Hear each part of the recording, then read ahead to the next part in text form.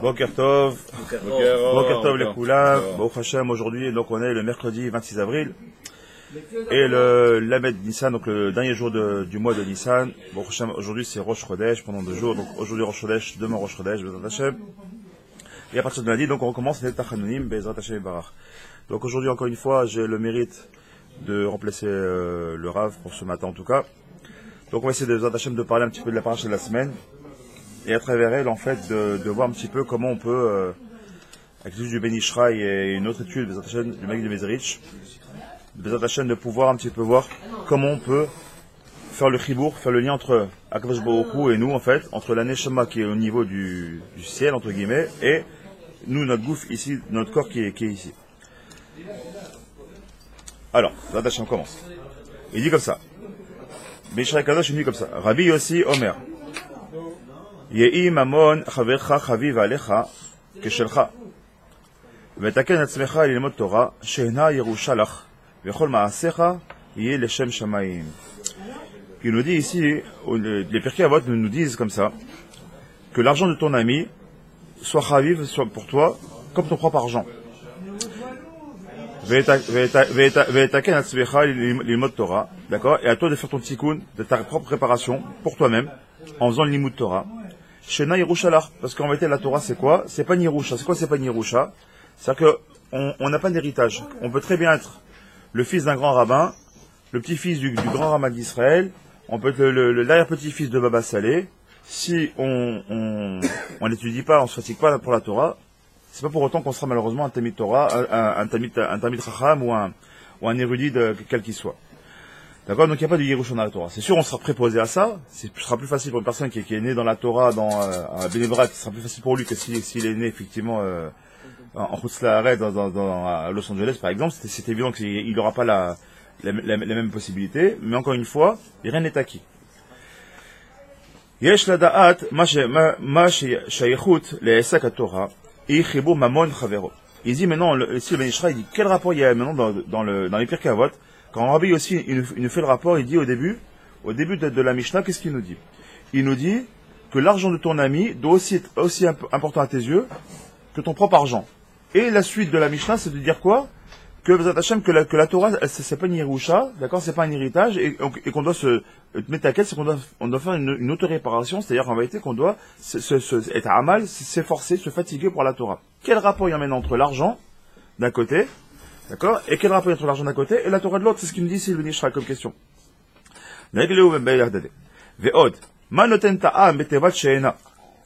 Et quelle est la raison d'avoir dit là-bas dans la Mishnah, She'ena Yerusha, qu'elle n'est pas une Yerusha. Alma Shama She'teken Atzmecha Lilmod Torah.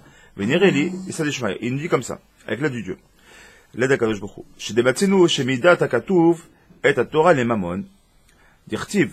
D'abord, quel rapport il y a maintenant avec le mammon? Comme c'est marqué là-bas dans Michelet, c'est les proverbes qui sont rapportés par Shlomo Melar Lava Shalom. Qu'est-ce qu'il dit? Im tevakshena hakakasef, kematemonim, tapesena vechule. Vechen amar tov sacha misrach kesef. En gros, là-bas, il nous faut un lien dans Michelet entre la Torah et l'argent. Vekale rabot. Veyanhu, kemoshe osek b'mammon b'masomatan. Il dit de la même manière maintenant. Quel est le rapport maintenant? De la même manière que tu vas être au sec, que tu vas t'affairer dans ton argent, c'est-à-dire dans ta négoce, quand quelqu'un il veut gagner de l'argent, qu'est-ce qu'il fait? Qu'est-ce qu'il a fait quand il veut gagner de l'argent? Il va ouvrir un ESSEC, il va ouvrir donc une entreprise, et il va mettre tout ce qu'il peut mettre, d'accord? Mamash sa neshama dedans pour que ça fonctionne, d'accord? Il va chercher un bon produit, il va chercher des bons commerciaux, des bons techniciens si c'est les soirées, si c'est un produit technique, il va chercher un bon marketing. Qu'est-ce qu'il va faire? Il va faire en sorte qu'en réalité son produit il soit vendable. Donc il va être mashker, il va vraiment investir un maximum pour avoir un retour, ce qu'on appelle un retour d'investissement. D'accord? Et qu'est-ce qu'on dit ici? Le but c'est quoi? C'est de multiplier son argent. Le but de ça c'est quoi? C'est de multiplier. Pourquoi tu ouvres une entreprise? Pour gagner de l'argent, et quand tu gagnes plus, c'est pour en investir, pour en gagner encore plus. Et le but, c'est que ça ne se termine pas. C'est ça tout le but du ESSEC. Très bien. C'est ce qu'il vient nous enseigner ici le Tana, dans les Pirkei Avot. Rabbi aussi nous enseigne pourquoi il a fait un chibour entre l'argent et la Torah, pour te dire que de la même manière que tu es capable de t'affairer jour et nuit pour certains, et de courir après l'argent, fais exactement la même chose, Zat Hashem, pour la Torah. Yimtsa chidushe Torah arbe, mais aussi frochma. Il dit quoi? Cherche des chidushe Torah. De la même manière que quand tu veux un produit, qu'est-ce que tu fais aujourd'hui? On est tous quoi, surtout en Israël, Baruch Hashem. On est tous, chacun va ouvrir une start-up, et qu'est-ce que je vais trouver, quelle nouvelle idée je peux trouver, quel produit qui n'a pas été encore travaillé, qu'est-ce que je peux trouver, et quand j'ai trouvé une idée, j'en parle pas trop pour être le seul sur le marché, pour pouvoir m'éclater. Donc, de la même manière que tu fais, il dit, mais tout ça, ça vient de la Torah. Fais Hidushim, essaie de trouver des Hidushim, c'est exactement la même chose. Pourquoi tu es capable de te donner corps et âme pour le, en plus je dis, corps et âme pour le business, et tu n'es pas capable de faire ça pour la Torah? Mais la reine, Gamba Torah Shayach Lachon Srocha. C'est pour ça que là-bas, Shlomo Meler, à la vache Shalom, dans Mishnah, dans les Proverbes, il a parlé de quoi? De Srora. Srora, c'est quoi? Srirut, c'est quand on fait, c'est quoi une agence, c'est quand on fait du business. Ar Evshar, chez Yershav Adam, qui est mot, mais que Momono, et qui pense de la Torah, comme il pense Mammon, il pense Oseï. Et comme on l'avait dit à l'époque pour les Mimois, c'est une toute petite parenthèse, pourquoi on appelle ça Mammon? D'accord? Mlechon Mimeno. Tout vient d'Hachem. Même ton argent, il vient d'Akadosh Baruch Hu. D'accord? Et dans Mamono, il y a la Shon et Mouna. Tout est lié. Sache une chose, que même ton argent que tu as, en réalité, ça fait partie de la Torah. L'argent que tu as, si tu étudies la Torah, on voit qu'il y a un Kesher Hadouk.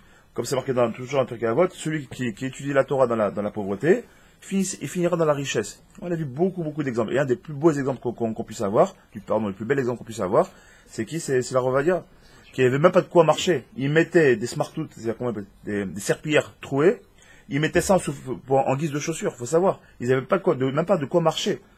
Bon, Hachem, avant de mourir, il est parti, Nassi de Gadolador, avec les passim en or, comme c'est marqué dans la Torah, avec la tenue comme il se doit, Hachem, des livres, et ben, il aura un bel héritage de Hachem.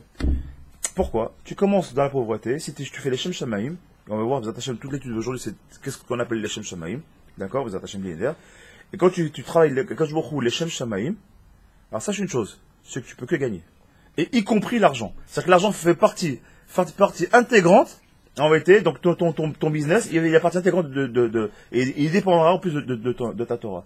Plus tu seras dans le limud de Torah, plus tu vas te mashker dans le limud Torah, et plus tu auras une réussite. Non seulement du mammon, parce que si on parle du mammon, mais on va voir aussi même autour de soi.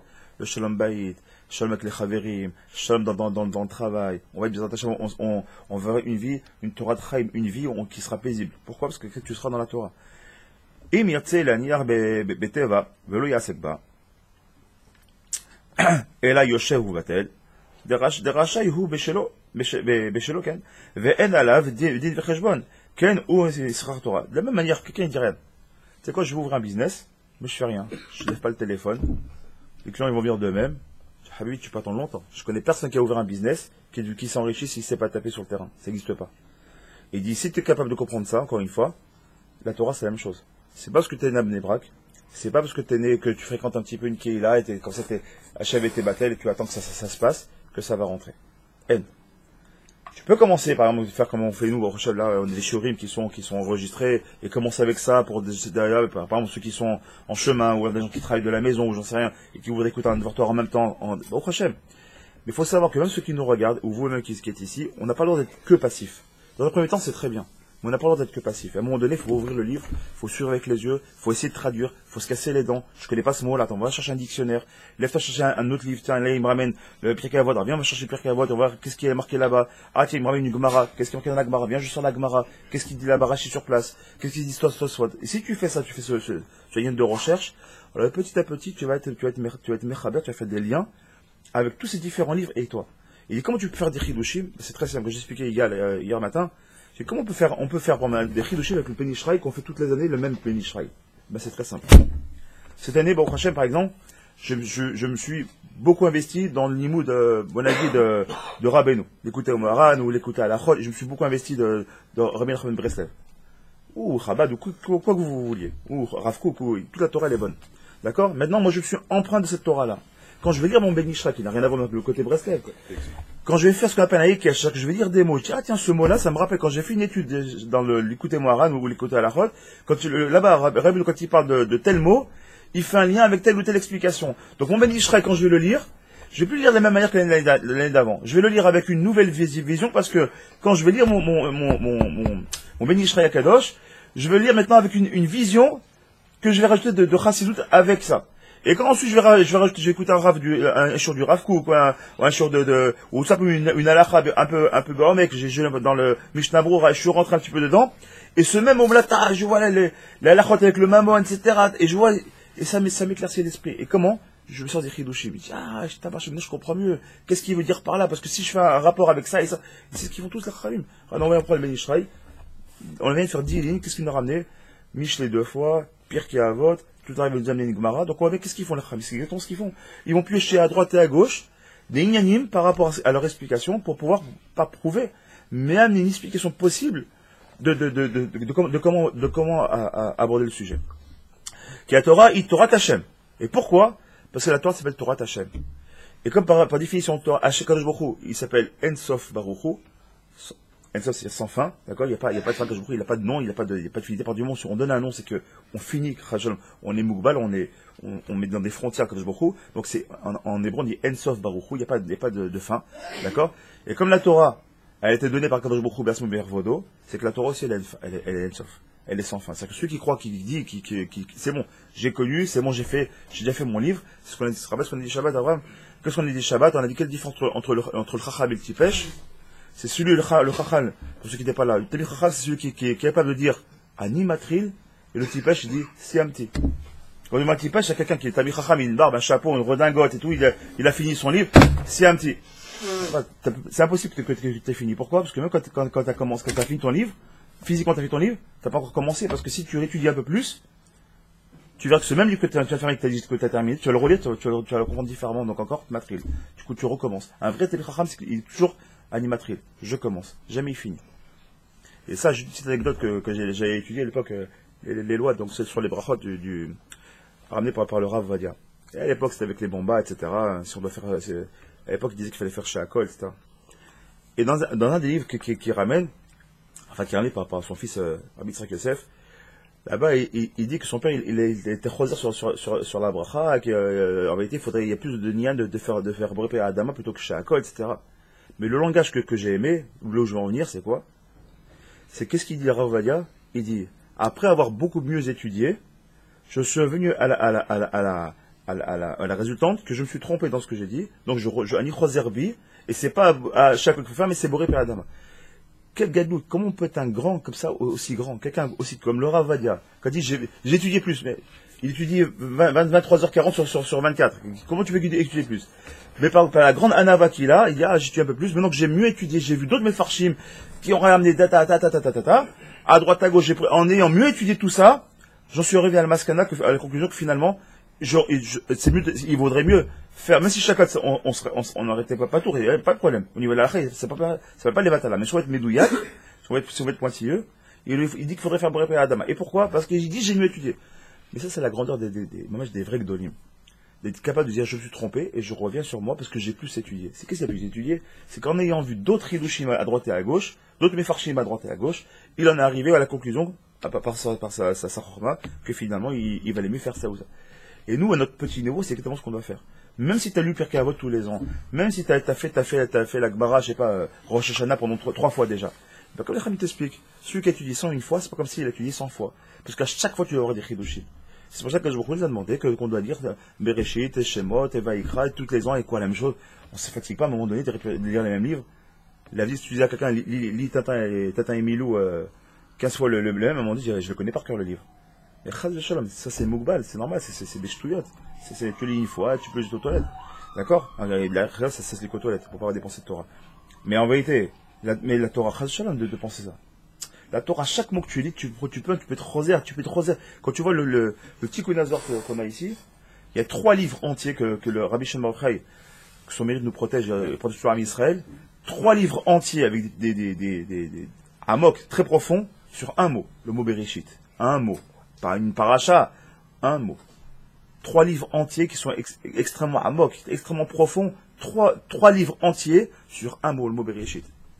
Toi, tu dis Bereshit, ouais, c'est du recommencement, à savoir, ouais, le drash, c'est aussi les prémices.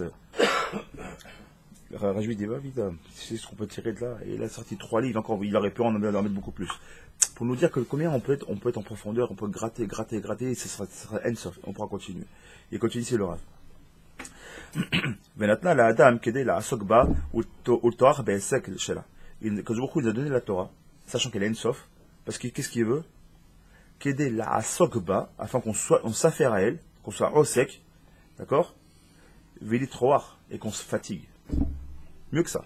Les moussas, ils demandent qu'on se tue pour elle. On doit mourir pour qu'elle on doit mourir. C'est quoi de mourir pour elle? C'est jusqu'à Ensof, jusqu'à j'ai plus de neshama. Je dois m'endormir avec elle tellement je suis fatigué. Je dois me réveiller avec elle. Je dois être dans mon travail, je dois être avec elle. Tout le temps, je dois être avec la Torah. Ben, c'est que je suis là. Kedei leoti la or, ou sratea. Et enfin, en faisant ça, bon, prochain, c'est comme mon cadeau, je vais pouvoir en sortir le or. Donc, cette lumière profonde qui est dans la Torah. Je rappelle que la Torah, c'est du mot oraïta, donc c'est la lumière. De quelle lumière est-ce qu'on parle ici? On parle de la lumière divine. C'est une prina de l'organous. C'est que quand on étudie la Torah, on a une petite prina de l'organous. C'est la lumière originale avant la création du monde. Quand je vous ai donné cette possibilité-là d'y goûter. C'est un vrai Gan Eden. Pourquoi? Parce que c'est toute la chayut de la neshama, elle est à travers la Torah. Plus tu fais Torah mitzvot, plus ta neshama, elle profite de ça, et plus elle grandit, et plus elle s'appelle Chaya. On verra tout ça, on va comprendre toutes ces profondeurs, et tous ces citras, tout ce qui est caché, tout sans se cacher. Deraba, Chalakim, Shalapardes, et tout le pardes de la Torah, comme on l'a vu plusieurs fois. D'accord? Du Pshat jusqu'au Sod. Varei, Etzel, Adam, Betorat, Aiska. Keechad, Noten, Lachavero, Elef, Zeovim, ou le Srater, Behem, Vekar, là, il rappelle une histoire, c'est comme si tu donnais à quelqu'un, tu vois, moi, je suis quelqu'un, voilà. Je viens, et je dis à Cher, j'ai de l'argent à investir, je suis un investisseur, je te donne de l'argent. D'accord? Toi, l'argent, qu'est-ce que tu fais? Tu vas, tu t'amuses avec à droite, à gauche. Quand je viens un mois après, 2 mois après, je dis, voilà, qu'est-ce que t'as fait de l'argent que je t'ai donné, qu'est-ce que ça a donné, ça fructifie un petit peu? Tu vois, bah écoute, la vérité, j'ai tout dépensé. Et alors, t'as fait quoi avec? Il reste plus rien, j'ai rien fait en fait avec. Tu sais, on a des choses à droite à gauche et ton argent que t'as investi, bah y a rien. Comment il va prendre le gars qui va prendre très très mal et va commencer à t'attaquer? Souvent, il va comprendre ça. C'est bidou ce qu'a fait que je beaucoup avec toi.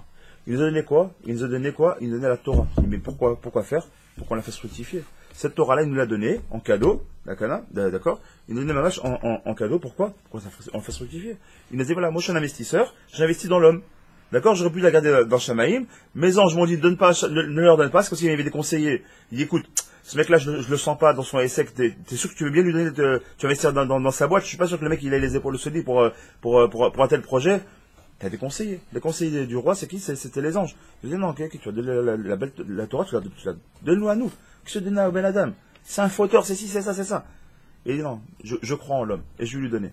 Mais si, Shalom, on fait pas au mitzvot, alors on donne raison aux anges qui disaient que, on n'était pas raoui. Mais si on étudie, et qu'on travaille sur elle, et mamash, on est osek Torah, alors mamash, on a montré que le jour il avait raison. D'accord? Et nous, c'est l'investissement, qui est-ce qui en sort grandi? Si moi je vais investir chez toi, je vais gagner quelque chose, bien évidemment.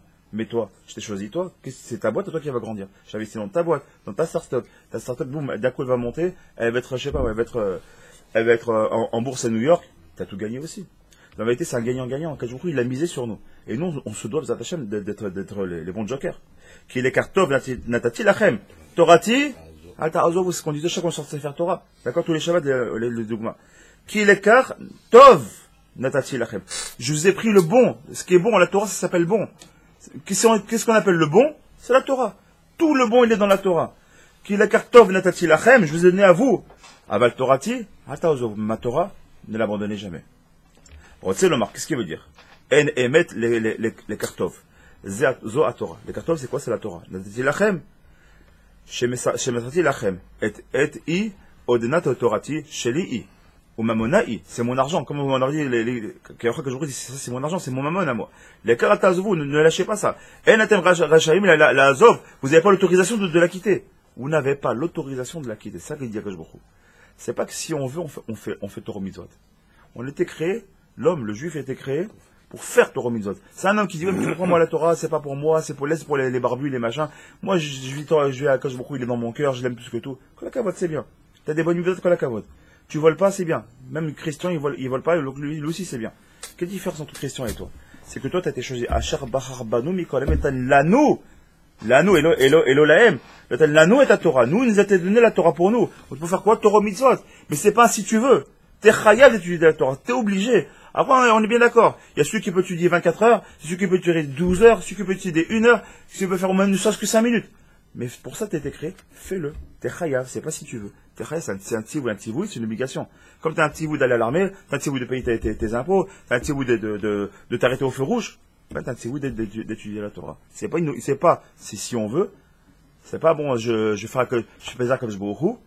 C'était chayav, c'est tout. T'étais créé pour ça. Et là, chayavi, matem, la asokba. Voilà, c'est dans les mots, c'est moi qui les sors. Leotimi mena, revacha upere, kacher, torchelun. Et tout votre travail à vous, c'est de sortir, de l'agrandir, de sortir des fruits de ça, au maximum que vous puissiez. Chacun avec ses possibilités. Velazé. Amar yehi mamon chaverecha, c'est pour ça que c'était marqué, yehi mamon chaverecha, amasor lecha betorat iska. Chaviv alecha kashkeshalcha. Donc, c'est comme si c'était ton propre argent. Sheat atzarir, pardon, Sheat atzarir, les shomro, vela asokbo, shelo yé batel. Que jamais tu dois être batel. Comme on a dit, comme celui qui est à sec, qui est batel, qui s'assoit, qui laisse passer la chose, jamais il aura, comment on appelle ça, un client qui va l'appeler s'il téléphone pas lui-même. S'il va pas taper aux portes, personne ne viendra le chercher. De l'autoura, le etznio, bekren zavid, biti, et sec chez le revar. Tu peux pas avoir, Ziva Shechina ressort le Ziva Shechina si tu vas pas la chercher. Vezou, même maman, agashmi, shel chavecha, ou masoklecha. Ou comme chen, atat sarir les Israël, même maman, à Rouhani. De la manière, tu dois faire attention à l'argent de ton ami, tu dois faire attention aussi à l'argent Rouhani, si c'est l'argent spirituel, qui s'appelle la Torah, Akdosha. D'accord? Chez Teken, atzmecha, l'ilmot Torah. Velo tenecha, betela, bekern zavid, il répète, et kel vechoué. Ach, Yerusha lecha. Et comme on l'a dit à la fin de la Mishnah, c'est pas une Yerusha. C'est pas un héritage. Tu dois aller la chercher. Et là, Odna Shel Ba'ala, des Torah Hashem, ça appartient, il y a un propriétaire de tout ça, c'est Kadosh Baruch Hu. Nikret Gam Achar, Shinitla Israël. Ou Ba'ala, donc c'est son propriétaire, Rotse, Shetichar Ba, que tu te fatigues pour elle. Leotzi Mimena Rechava, Opere Vechidushim. Vechol Kavanato, Belimud Aisek, Shela Vechule, on l'a déjà vu. Ou Mash Adam Leshem Shamayim. Maintenant, c'est marqué par ça, qu'on doit étudier la Torah, c'est toujours un Pirkei les Shem Shamayim. Mais qu'est-ce que ça veut dire étudier la Torah? Les Shem Shamayim. Littéralement, les Shem Shamayim, ça veut dire au nom des cieux. Voilà. Étudier la Torah au nom du ciel, on va dire ça comme ça. D'accord? Qu'est-ce qu'on appelle? Déjà, ici, le Benishra Kadosh, il nous fait un petit point comme ça, une petite explication. Uma Shamar les Shem Shamayim, Velo Amar la Shamaim. Déjà, on ne s'est pas marqué la Shamaim et là, les Shem Shamayim. Quelle différence entre étudier la Shamaim ou étudier les Shem Shamayim? Il dit comme ça. Aïnou, qui a Adam, mais c'est qu'à Torah, tsarir les Yached et Shem Havaya Shemanut. Ok, on va parler un petit clin d'œil de Kabbalah. Tout simplement pourquoi choisir les Bénishraï aujourd'hui? Parce qu'aujourd'hui, c'est la Iloula de Rabbi Chaim Vital, l'élève du Hari Akadosh, aujourd'hui d'Afka, que son mérite nous protège, Vot Hashem. On dit de lui qu'il était Raoui d'être le Mashiach ben David, et que le Hari Akadosh doit être le Mashiach ben Yosef. Je ne sais pas si vous vous rendez compte de ce que je suis en train de dire. Le Akad Malachiken. Et donc il nous dit comme ça, les Shem Shamayim, d'abord les Shamayim, ça veut dire quoi? Par exemple, ce serait faire la Torah pour les cieux, ça serait pour Dieu. Mais Dieu ne veut pas ça. Il veut qu'on fasse la Torah, les Shem Shamayim, c'est-à-dire au nom de Dieu. C'est-à-dire je fais la Torah d'Hachem, je fais la Torah d'Akadosh Baruch Hu, parce que c'est la Torah qui lui appartient, donc c'est la Torah d'Hachem. Mais pour qui je la fais? Je la fais pour moi. Étudie la Torah pour toi. Les Shem Shamayim, c'est quoi? Même pour toi, étudie la Torah pour elle-même. D'accord? Étudie la Torah pour elle-même. N'étudie pas la Torah pour Akadosh Baruch Hu, étudie la Torah parce qu'on nous a demandé de l'étudier. Comme on t'a demandé que quand il y a une fleur, on se doit l'arroser si on veut qu'elle pousse. C'est la Torah t'a été donnée, c'est parce qu'on veut qu'il y ait des fruits qui en sortent de ça. On veut des chidoshim de ça. Donc pour qui tu étudies la Torah? Pour la Torah elle-même. Akadosh Baruch Hu, il veut pas que tu utilises la Torah pour lui. Il donne la Torah, il utilise la Torah pour elle-même. C'est ça les Shem Shamayim. Les Shem Shamayim, ça veut dire que tu dois la faire pour elle. Mais il va expliquer comment. Parce qu'en étudiant la Torah qui nous a été donnée, c'est fait pourquoi? C'est un ascenseur ni plus ni moins entre Akadosh Baruch Hu et nous. Comment on peut faire le lien entre Akadosh Baruch Hu et nous? En étudiant la Torah. Il va expliquer. Il dit comme ça. Qui Adam, chez la Torah, tsarir li yached et Shem Havaya Shemanut. Pour ceux qui ne connaissent pas, Shem Havaya, donc c'est Yud Kevavke, le Shemanut, c'est le Shem qu'on prononce Amonai. Très bien. Velachen. Amour Aboten, ils ont dit comme ça les Chamim. Qui Chaim, hem, les Motzihem. Les Motzihem, BP. Comment est-ce qu'on doit les sortir? Il dit comme ça les Chamim. Toujours ça ramené par Michelet, avec la bouche. Comment est-ce qu'on peut s'attacher à faire le lien entre ces deux noms? Avec la bouche. Aïnou, des Shem Adnout, le Shem Amonai, ou Bechilat Keli. Pourquoi? Il dit comme chaque chose. Comme pour la parnassa, on a déjà parlé, quelqu'un qui veut la parnassa, d'accord? Un pauvre qui veut de l'argent, qu'est-ce qu'il vous fait? Il vous tend la main. Si il tend pas la main, tu ne peux pas lui donner, ou un pot, ou ce que tu veux, il tend quelque chose. Il tend un Keli. D'accord? Quand il tend le Keli, toi tu lui donnes de l'argent dans la main, d'accord? S'il te donne pas de Kelly, comment tu lui dis, oui, donne-moi la part de ça? D'accord, où je te la mets? Donne-moi une poche, donne-moi un chapeau, mets-moi ta main, donne-moi quelque chose, moi un Kelly. Il faut toujours un Kelly. D'accord? Appelé Kelly Marzik, on l'a dit très bien. Maintenant, ce Kelly là, comment il s'appelle? Il s'appelle Amonai. Je prononce pas, d'accord? Le Shem Amonai, ce qu'on appelle Shem Adnout, c'est le Kelly qui est dans ce monde-là, qui est en réceptacle de toute la lumière. Et quelle lumière on parle? En Or est là. La Torah, c'est quoi? C'est la Torah d'Or, c'est Oraïta, c'est la Torah. D'accord? Et elle a un nom, cette Torah, c'est Yud Ke Vav Ke. Il va expliquer. Le mot BP. Et tout ça, ça sort quoi? Avec la bouche, c'est-à-dire en étudiant la Torah. Shehu Betor Kelly. L'écart, le Shem Adnout Nikra, Nartik, le Shem Havaya, ça s'appelle donc un article. C'est quoi un article? On pourrait dire c'est comme un fourreau. Par exemple, je vous explique. Si maintenant on devait avoir comme à l'époque une épée, par exemple, d'accord? Est-ce qu'on se baladait avec l'épée en l'air? On ne parle pas d'un glaive on parle d'une vraie épée qui est tranchante comme ça, ou comme les samouraïs. T'as pas un fourreau, c'est fini. D'accord? Donc t'as besoin de l'épée, d'accord? Qui est le kili principal. Mais t'as aussi besoin du fourreau qui est là pour pas se blesser. La ville, Elef Avdalot, c'est exactement la même chose. Comme on a dit, c'est pourquoi ça s'appelle Oragan. Pourquoi cette lumière-là, elle a été cachée? Parce qu'elle était tellement forte, tellement profonde, qu'il y a eu ce qu'on appelle la brisure des vases. Je vais pas rentrer ici dans les liens de la Kabbalah, d'accord, mais je suis pas du tout un Mekoubal, j'ai quelques petites notions comme ça, d'accord, mais il y a tellement de lumière que même les Kélim, ils ce qu'on appelle la brisure des vases. C'est pour ça que ce monde, c'est un nombre de Tikkunim, mais quand je vois avec la faute originelle, il a caché cette lumière-là, parce qu'elle est tellement intense, entre guillemets, elle nous ferait plus de mal qu'autre chose. Pourquoi? Parce qu'on n'est pas capable. Mais en fait, nous, on doit comme la chercher. Et comment on va la chercher? On va créer ce fourreau-là, pour pouvoir la mettre à l'intérieur, cette Torah-là. Et comment c'est ce fourreau-là? C'est quoi? C'est le Shem Adnout. Et ce Shem Adnout, avec quoi il est? C'est quoi physiquement? Ok, tout ça c'est bien, c'est de la philosophie. C'est concrètement, voilà, que là on se parle, concrètement comment comment ça se traduit? Avec la bouche. Quand ma bouche elle parle, quand ma bouche elle prie, quand ma bouche elle étudie, quand je travaille avec ma bouche, ça s'appelle le Shem Adnout, qui est ici. D'accord? Et quand je fais rentrer maintenant la Torah elle-même, c'est Shem Havaya. Il a dit comme il dit maintenant, qui a doigt, qui a paix ou vechinat Shem Adnout. Mais ça d'un doute. Et d'où est-ce qu'on trouve l'exemple le plus flagrant, bien évidemment, c'est qu'est-ce qu'on dit tous les matins, 3 fois par jour même, peut-être les matins, 3 fois par jour, la tefila, Adonai, Sefatai Tiftar, ou Fiagit Ilatecha. Quel Shem Hashem on utilise là-bas? Dans toutes les brachot, c'est quoi? C'est Shem Havaya, Yuki et Vavke. Sauf, Hashem Sefatai, c'est quoi? Adnout. Pourquoi on commence par Adnout? Parce qu'on dit Hashem, Sefatai, Tiftar, fais bouger mes lèvres, ou fi, et ma bouche dira tes louanges. C'est ce qu'il est en train de nous dire ici. Donc pourquoi de l'Amida Chamiz nous instaurer que le premier mot de l'Amida, c'est le Shem Adnout et pas le Shem Havaya? Pourtant, ça va que je trouve pour demander la clémence. Donc on cherche Hachem du côté de la clémence, du Kévakan, c'est le Chesed d'Hachem. Et le Shem Adnout, c'est le Din. Pourquoi tu t'adresses à Hachem le nom du Din? Il dit non, t'as pas compris, c'est pas le nom du Din. C'est en faisant le nom de Shem Adnout, donc Shem Amonai. Qu'est-ce qu'on est en train de faire là? Tu es en train de créer le fourreau pour pouvoir justement récupérer toute cette vraie, cette vraie bonté. Parce que cette bonté-là est tellement forte, tellement grande, que tu n'es pas capable. Si tu n'as pas le vrai Kéli, ça sert à rien. C'est comme si un mec, il voulait de l'argent, tu lui donnes de l'argent, il a besoin d'argent. Il dit, écoute, il faut vraiment que tu mettes. Et il te donne un verre qui est petit comme ça, il dit, ouais, mais il faut que tu mettes des millions de shekels dedans. Ah oui, je vais mettre, mais à part 10 pièces dedans, je vais voir si je vais mettre plus que 10 pièces. D'accord? Donc en fait, si on veut quelque chose, il nous faut un grand kéli, il faut qu'il soit en adéquation. Et c'est pour ça que c'est ce que nous dit. Hachem Sefatat Tiftar, ou Fegite la Terra. Va Torah Atzma, I Bebchinat Shem Havaya. Et la Torah, elle s'appelle Shem Havaya. L'écart Tsarir Sheotzi Bepe. Velazé, ou Fi, Shou Bebchinat Shem Havaya, Yagite la Terra. Et la Torah. Et c'est pour ça qu'on a dit, il y en a un Pessah. D'accord? Ça s'appelle quoi? Encore une fois, c'est la même notion, exactement la même notion. C'est la Shem. Pourquoi c'est la nuit? Parce qu'on sait que la nuit, c'est le jour c'est le moment des dinim. D'accord? Donc c'est les dinim. Adnout, c'est les dinim. À Pessah, c'est quand on dit paix. La paix, sar, qui bouge, qui parle. De quoi? De quoi elle doit dire la Gada. Donc c'est la même notion que Hachem Sefatai Tiftar, ou Fiagid et Teilatecha. D'accord? On fait les Hagid, c'est quoi? La Haggadah, c'est la même chose. C'est exactement ce qu'on a fait ici. Hagid Teilatecha, et Torah. Si sod Shem Havaya. Velachen. Im Adam motzi divrei Torah mipiv mamash. S'il sort des divrei Torah de sa bouche vraiment, il est basé au Sechibur le Shem Havaya ben Artik. Et il va vraiment faire mamash, il va faire le lien entre en haut et en bas. Là, on va terminer cette partie-là et on va, B'ezrat Hashem, aller dans une notion qui est totalement différente. Donc ça, c'est l'Ishraï, donc d'Irak. Et on va prendre maintenant une notion qui est rapportée ici par le Maguid de Mezerich, donc qui n'a apparemment rien à voir avec le Ben Ishraï. Mais comme la Torah, elle est émettre la Amita, on va voir qu'en vérité, on va trouver une même notion avec ça. Et on va voir ce qu'il y a. Donc, paracha de la semaine toujours.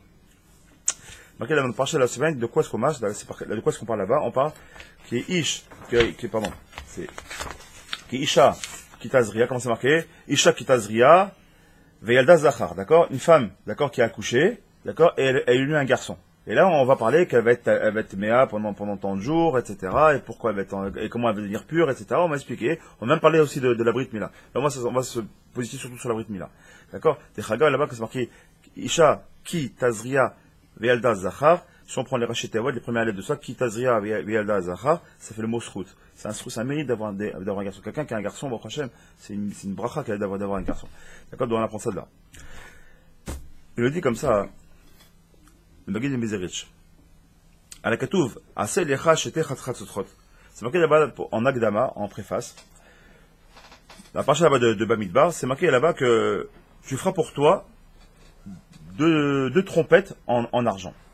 Vous savez très bien que c'est connu, même quand on lit dans les Slichot et qu'on lit aussi dans la Rosh Hashanah, etc. On voit qu'à chaque fois qu'on faisait les shofarot, d'accord, le shofar, elles étaient toujours accompagnées de trompettes en kesef.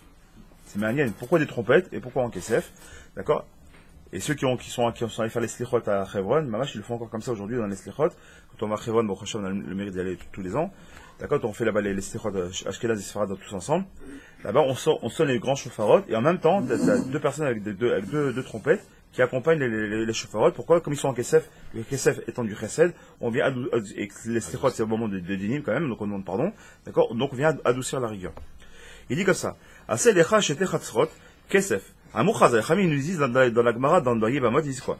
Amar Ravasi. En ben David ba ad sheyechlu kol neshamot shaguf. Au Pirush Rashi. Ad sheyechlu kol neshamot mi'ot tzara neshamot shebashamaim sheshemu nikra guf. Il nous dit comme ça quelque chose qui alpissonne en vérité. C'est la Gemara qui parle, mais c'est extrêmement profond, ça alpissonne. Il nous dit que le Mashiach pourra venir à partir du moment où on aura enfin fait le chibour entre notre neshama, notre chibour c'est un lien, encore une fois, entre notre neshama qui est ici, dans notre gouffre, dans notre corps ici, et la neshama, donc notre neshama qui a son shoresh, qui a sa racine, qui est dans les cieux. Il explique. Veine, ça va, c'est pas trop compliqué ce que je dis là? Veine, Raoul Adaat, il est bon de savoir, de comprendre.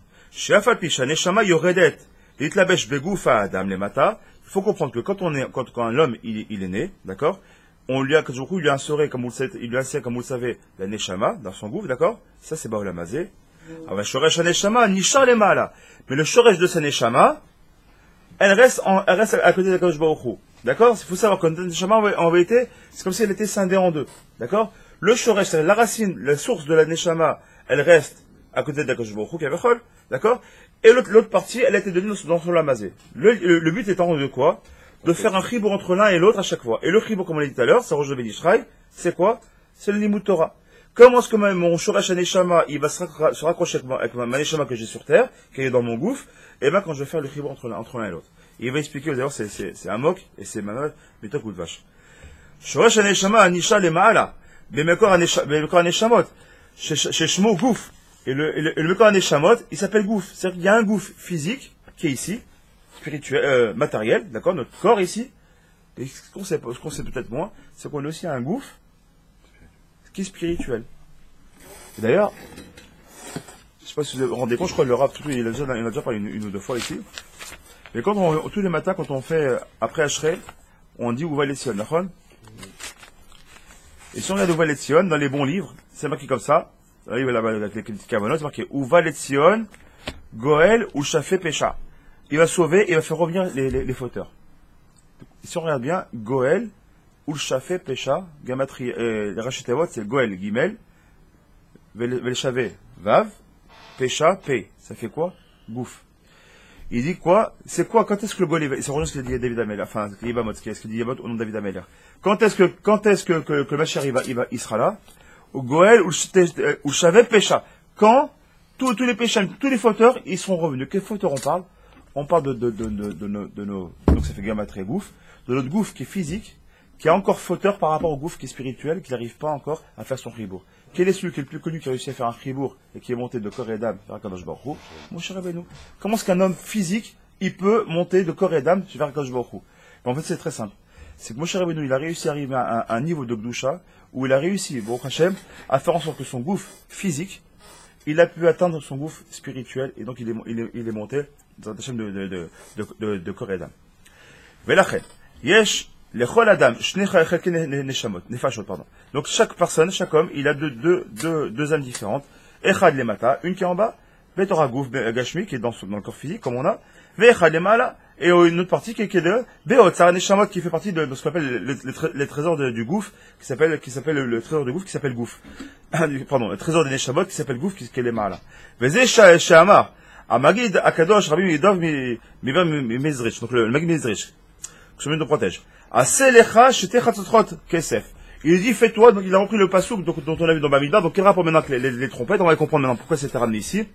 Il dit comme ça, le Magid Mizrich, fais pour toi, Shete Chatzotrot Kesef. Fais-toi 2 trompettes, d'accord, d'argent. Mais quel rapport avec les trompettes? Il dit, Chatzotrot, il dit, coupe le mot en 2. Chez Chatze Tzurot. Coupe-le en 2 Tzurot. C'est-à-dire quoi? Shem Shnechalake Nefesh. Il y a une Nefesh qui est les malas, une Nefesh qui est les mata. Quand il dit les Chatzotrot, c'est quoi? Pourquoi maintenant on comprend, on fait en même temps qu'on fait le chauffard, on fait maintenant les trompettes, parce qu'en vérité, les trompettes, en vérité, c'est quoi le remède? Le remède du pshat, c'est en kesef, on lance une musique qui a eu un rôle pour couvrir avec de la bonté, qui va accompagner nos slichot. Ça, c'est le pshat du pshat, mamash. La vraie idée, il dit, le Magid Mizrich, il dit quoi? Mais non.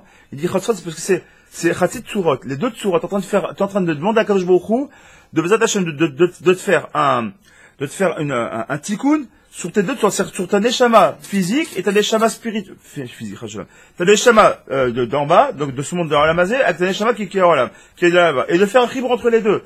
Et lema kesef, parce qu'en hébreu, qu'est-ce qu'on dit? Nirsafim ou mishtokekim.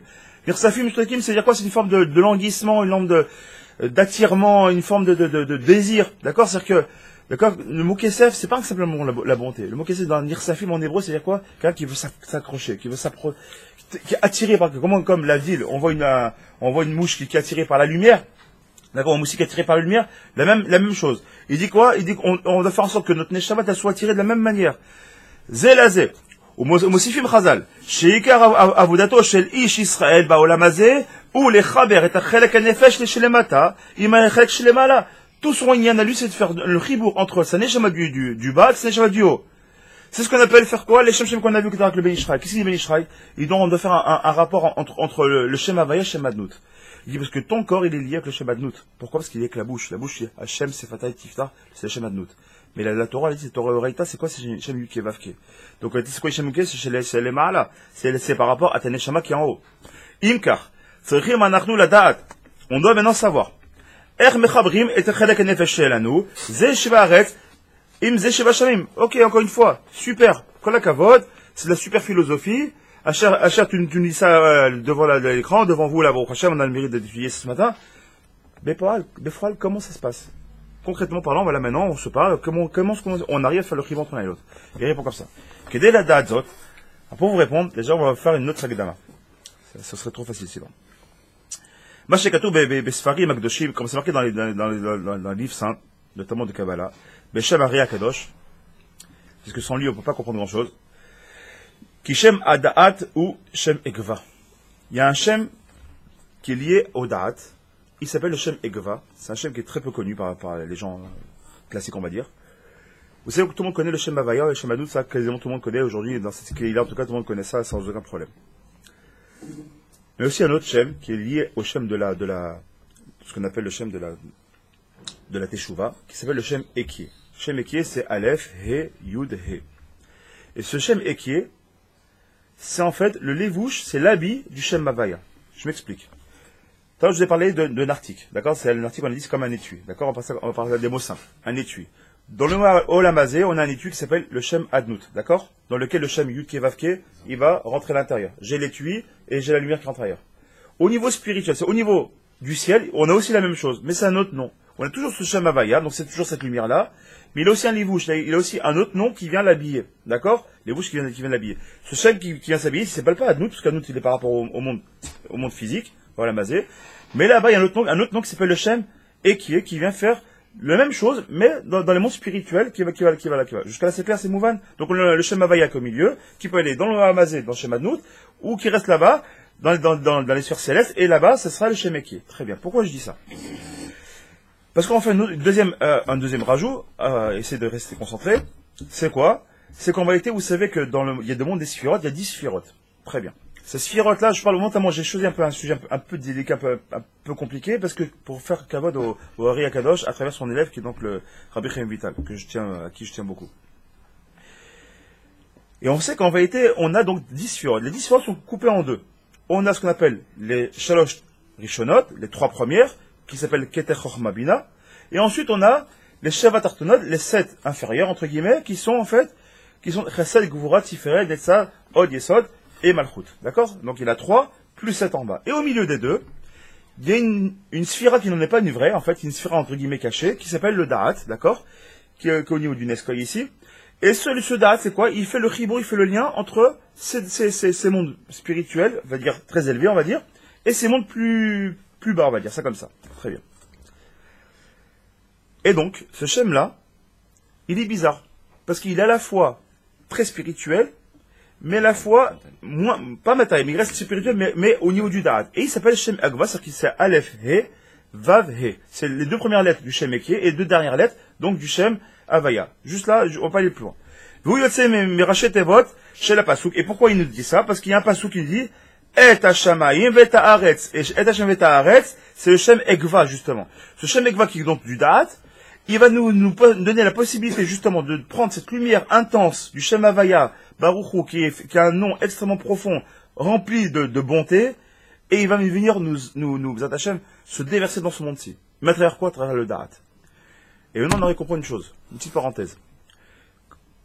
C'est pour ça qu'on n'arrivait pas, quand on était en Égypte, on n'arrivait pas à avoir cette bonté-là d'Hachem. Elle n'arrivait pas à passer. Pourquoi? Parce que le pharaon, c'était un grand kishouf, c'est un grand magicien. La magie noire, toutes les grandes Toumas, il avait appris ce secret-là, il le connaissait très bien ce secret-là. Et où est-ce qu'il a frappé le Ham Israël? Dans le Da'at. C'est quoi le Da'at? Il a coupé le monde supérieur avec le monde inférieur. En gros, il a coupé la tête du reste du corps. Pour ça, c'est pas pour rien que Pharaon, Paro, en hébreu, ce sont les mêmes lettres que Oref. Mazé Oref, c'est la nuque. Il nous a tapé dans la nuque. Et on s'appelle comment? On s'appelle le peuple al-Nukred. D'accord? Nous, on est hautain, on se tient, on a la nuque raide. Pourquoi on a la nuque raide? Et c'est pour ça qu'il nous a choisi Kajbour. Parce que justement, on ne veut pas casser le Da'at. Pour n'importe quelle nation, tu le fracasses une fois, 2 fois, 3 fois. Regarde, les plus grandes des nations, elles sont toutes tombées. Les plus grandes des nations, les plus grandes civilisations qu'il y a pu y avoir, elles sont toutes tombées. Pourquoi? Parce qu'ils n'ont pas la nuque raide.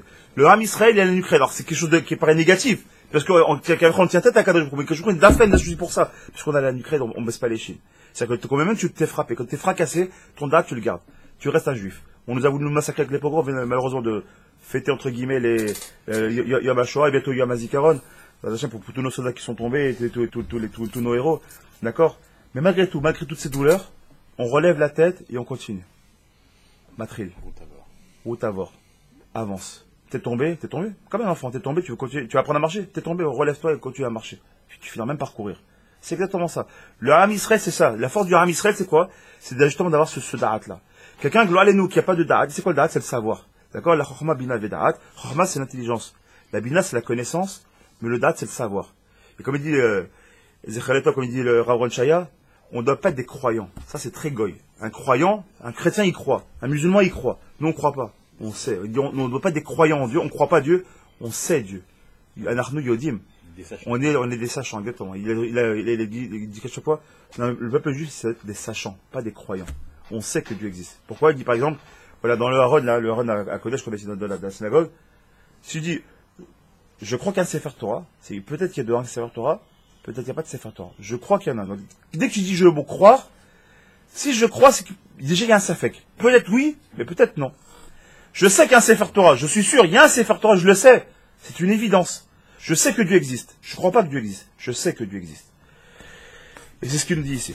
Veillanu, qui a da'at ou milachon de chibour. Parce que le da'at, c'est un lachon de chibour, comme on sait très bien que je viens de vous expliquer. Le da'at qui est ici, il fait le chibour entre les shloshah et rishonot, d'accord, les shloshah rishonot, avec les 7 artonot. D'accord, les 7 qui sont, on parle des sphirot. Veillanu, qui da'at ou milachon de chibour, vechoule, ve'adam, yada, et d'où on sait ça? Qu'est-ce qu'il y a un chibour entre l'un? Comme c'est marqué dans la Torah. Donc, tout début dans Bereshit, quand Adam, il a connu Ève de façon physique, comment c'est marqué le langage, c'est quoi? Dans Bereshit, là-bas, c'est marqué quoi? Ve Adam, Yada, et Travaishto. Il a connu sa femme. C'est après il a connu sa femme, c'est qu'il a fait un chibour avec sa femme, il est en liaison avec sa femme. Comme on dit même en français, ils ont une liaison, d'accord, c'est quoi une liaison? C'est un chibour, d'accord? C'est un chibour, c'est quoi? C'est le darat. Dans le langage hébraïsant, en tout cas de la Toraïque, on va dire, on dit Yada. והנה, כאשר האדם נמצא בעת עיסוקיו, בענייני הרציאות וגשמיות, אכילה, שינה, פרנסה, donc une personne elle est dans un monde totalement gashmi, totalement empreint de matérialité, il faut qu'il ait une mamash, qu'il ait toujours une des kavanot, les shem shamim, que tout ce qu'il fait, c'est les shem shamim. Az ou mechaber, ben hashamim ve'aret, c'est marqué, comme c'est marqué, et hashamim ve'et haaret, c'est-à-dire quoi? Sois capable de chaque chose que tu fais physique, de mettre un kadosh baruch hu dans ce que tu fais. Quelqu'un qui travaille, et qui fait ça mamash en essayant de respecter son entourage, de respecter ses clients, de respecter les heures de travail, de respecter, je sais pas, de pas mentir au travail. Quand il va dormir, c'est pour se lever plus, même en plus enfant pour la tefila, pour pouvoir étudier un peu dans la journée. Quand tu vas manger, c'est pour être bari, etc. Tu fais même un peu de sport. C'est pour être mieux dans ton corps, pour être mieux dans ton esprit.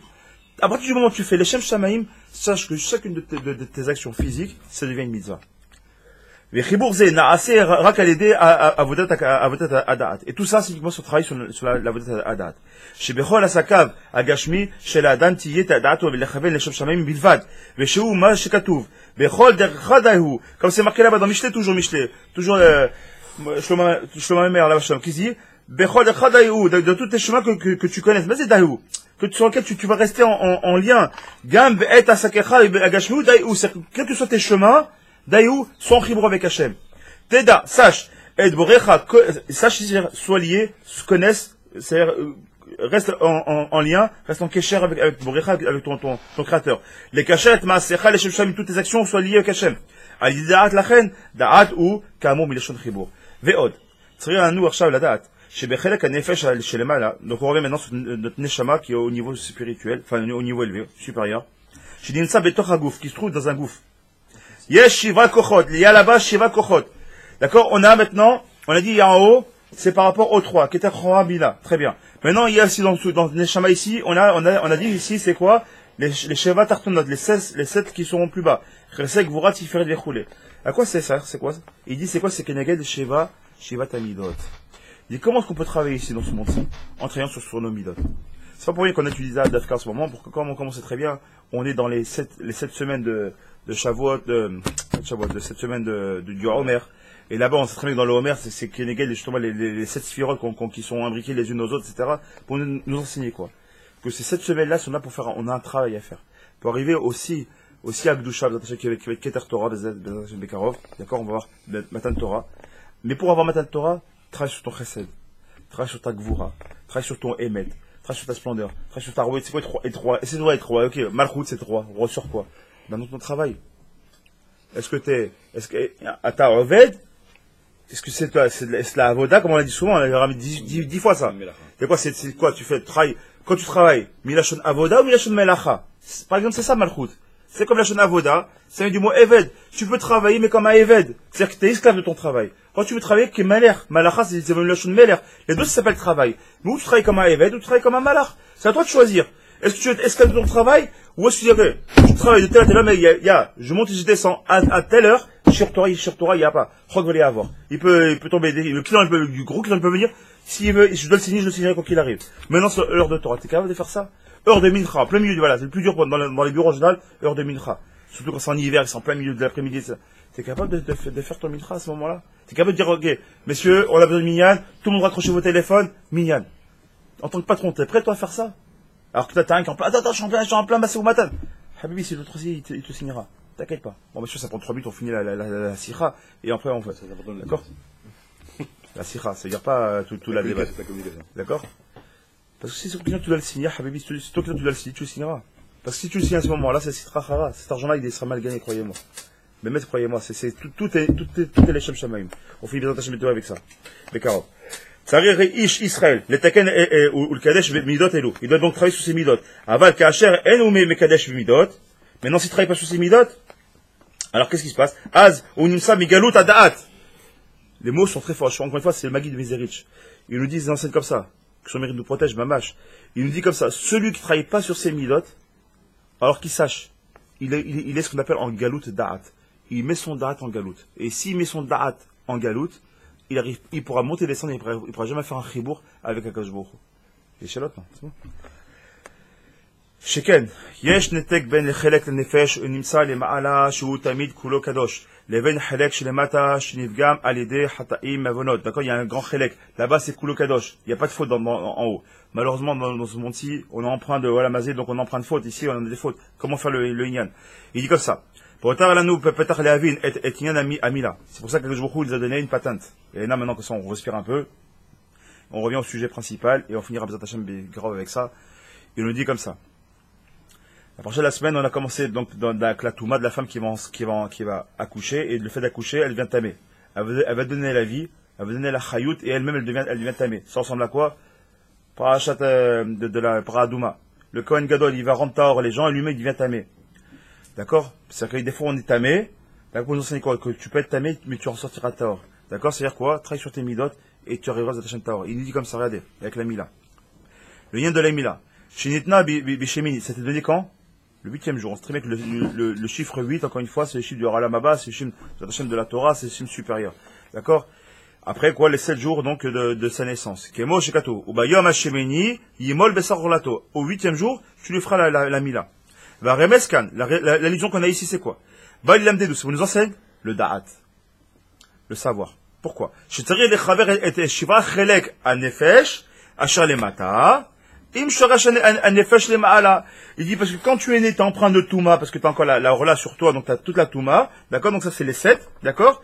Et le Da'at c'est quoi? C'est le prépuce que tu as coupé. Quand tu as coupé ce prépuce là, tu es en train de faire un quoi? Tu es en train de rentrer dans l'alliance d'Akadosh Baruch Hu, d'accord? La brite d'Avraham. À partir du moment où tu vas faire la brite, automatiquement tu fais un chibour entre les 7 jours et le 8e, et ce 8e jour c'est quoi? C'est un remèze avec la nishama qu'on a en haut. Il dit comme ça, Ve'az. Et en ce moment, ils font 8. Naase aliede mitzvot amila, sheaz masirim et là, quand on va retirer cette or-là, amachnim aliede kar et yetzerara. À ce moment-là, on est en train de mettre une claque, mais al chaval azman o yetzerara. À ce moment-là, le yetzerara pour une claque, chaval azman. Vekar, mitbarak de sha et ada. À ce moment-là seulement, il y a un ribouille de gdusha, ce qu'on appelle un ribouille or, qui vient d'afka sur le tinok à ce moment-là. Et on comprend pourquoi, le sandak, le avia, etc. Même quand on dans le Homer, si on a une brite mila, on a le droit de chanter, on a le droit de danser, on a le droit de manger de la viande, même la betsarim, quand il faudrait manger la viande sur la mitzvah. Pourquoi aussi moutard? Parce qu'il y a tellement de ribouilles or à ce moment-là, c'est que la doucha, elle est tellement intense à ce moment-là de la mila, que Baruch Hashem, c'est pour ça qu'on sait très bien que le Navi vient à ce moment-là, il y a autant de gdusha, et on fait des brachot, etc. Parce qu'à ce moment-là, justement, Baruch Hashem, on gagne. Et à travers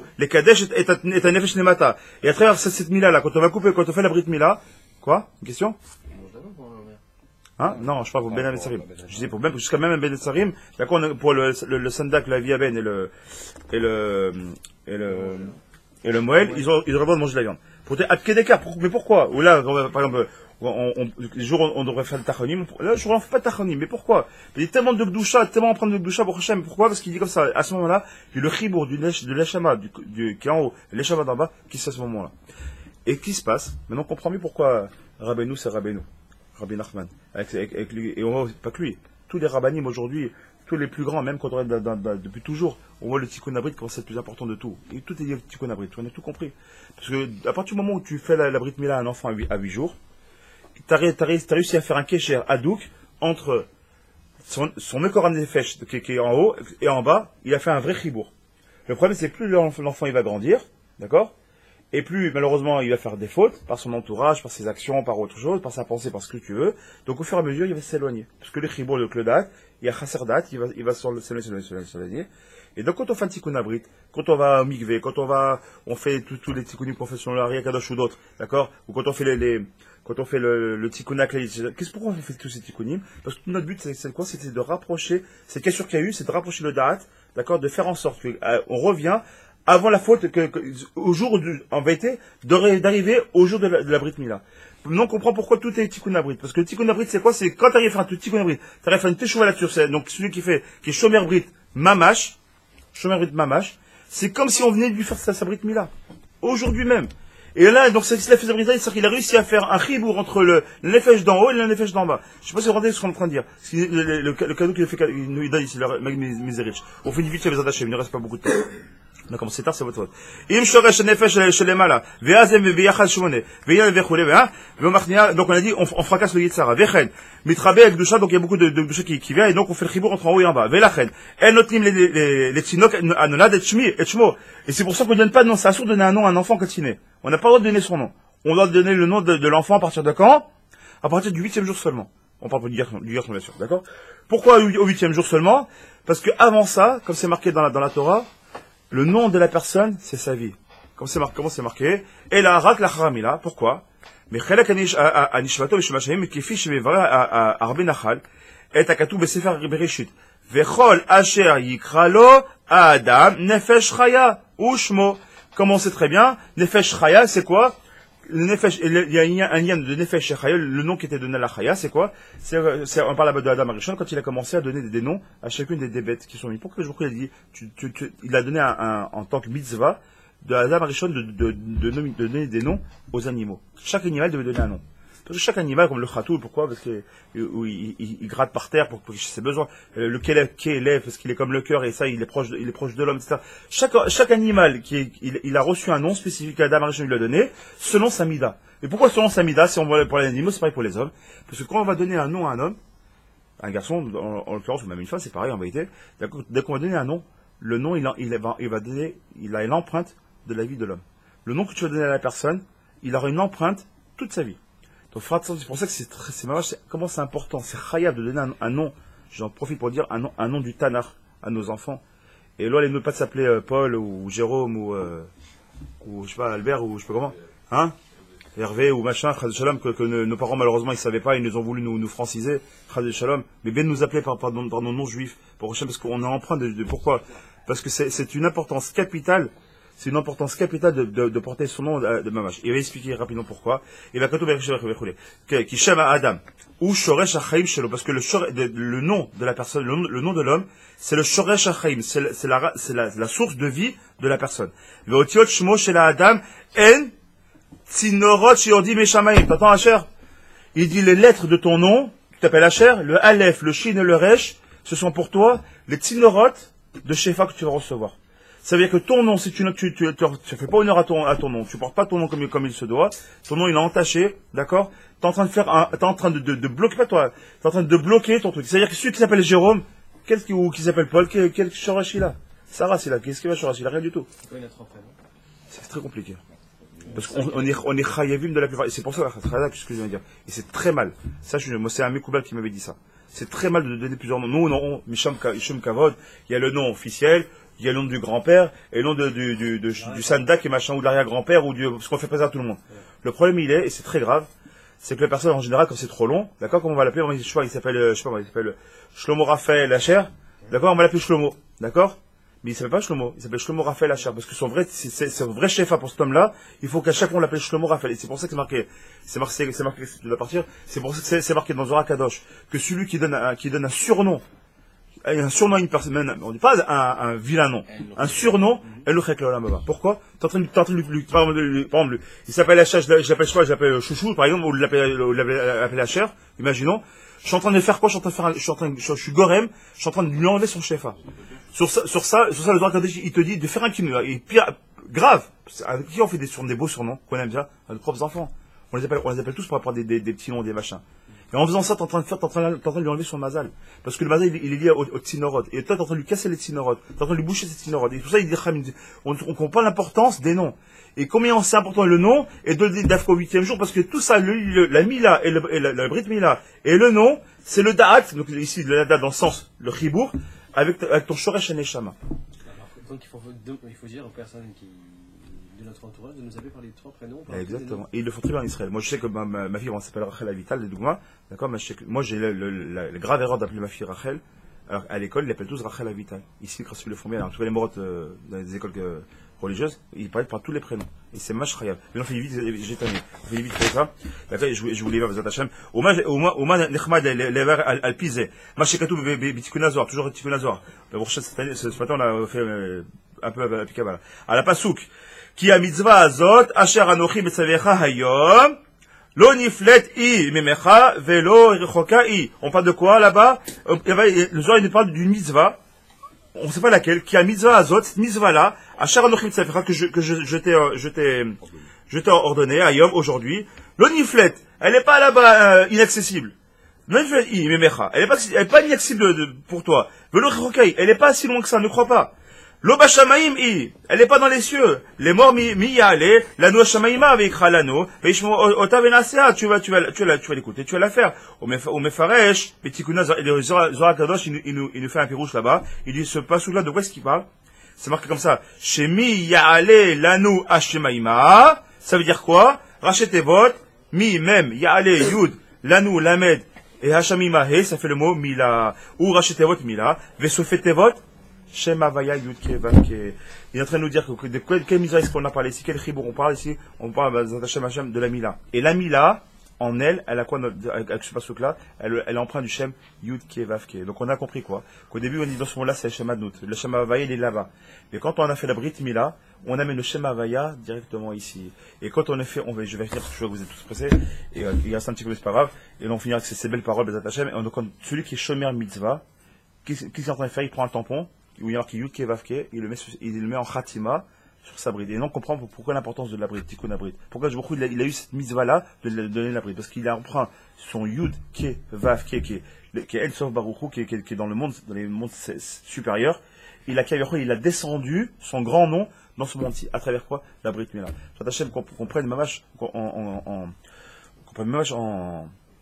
compte en considération ce qu'on va dire ce matin. J'espère que ça va être très compliqué, mais si on doit finir avec un petit mot, c'est combien nous les hommes et les femmes en vérité, de façon indirecte, on doit faire attention à la Brit Mila. Pourquoi si c'est important la tsniout des femmes? Parce que la femme, sans se rendre compte, elle peut faire des marchavot à l'homme. Et l'homme, si de l'oilénou, il a une pensée pendant son rêve ou quoi que ce soit, il a fait zéro les batala, faut que cette femme, sans qu'elle s'en rende compte, elle a été fauteuse et même elle aura des comptes à rendre par rapport à zéro les batala. Et elle-même, elle va s'éloigner d'Hachem, sans s'en rendre compte. Pourquoi la tsniout, elle rapproche? Parce qu'après la tsniout, tu rapproches le darat, et donc tu rapproches avec Hachem. Et nous, c'est la même chose. Que je vous le mérite de ne pas se tromper là-dedans, Hachem. Amen. Amen.